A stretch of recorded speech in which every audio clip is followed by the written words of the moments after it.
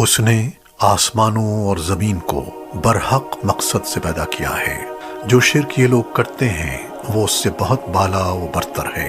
اس نے انسان کو نطفے سے پیدا کیا، پھر دیکھتے ہی دیکھتے وہ کھلم کھلا جھگڑے پر آمادہ ہو گیا، اور چوپائے اسی نے پیدا کیے جن میں تمہارے لیے سردی سے بچاؤ کا سامان ہے، اور اس کے علاوہ بھی بہت سے فائدے ہیں، اور انہی میں سے تم کھاتے بھی ہو۔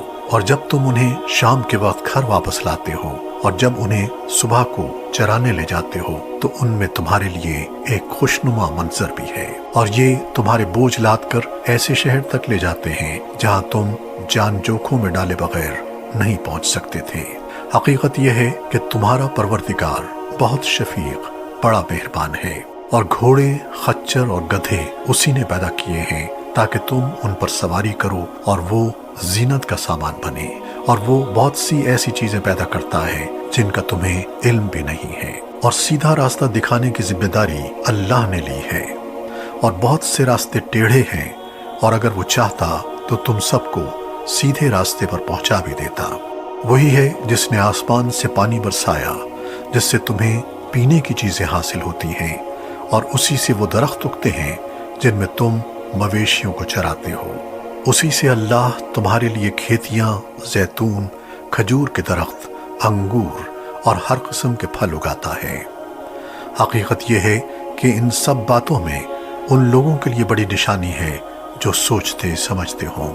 اور اس نے دن اور رات کو اور سورج اور چاند کو تمہاری خدمت پر لگا رکھا ہے، اور ستارے بھی اس کے حکم سے کام پر لگے ہوئے ہیں۔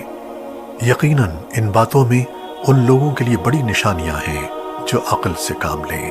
اسی طرح وہ ساری رنگ برنگ کی چیزیں جو اس نے تمہاری خاطر زمین میں پھیلا رکھی ہیں وہ بھی اس کے حکم سے کام پر لگی ہوئی ہیں۔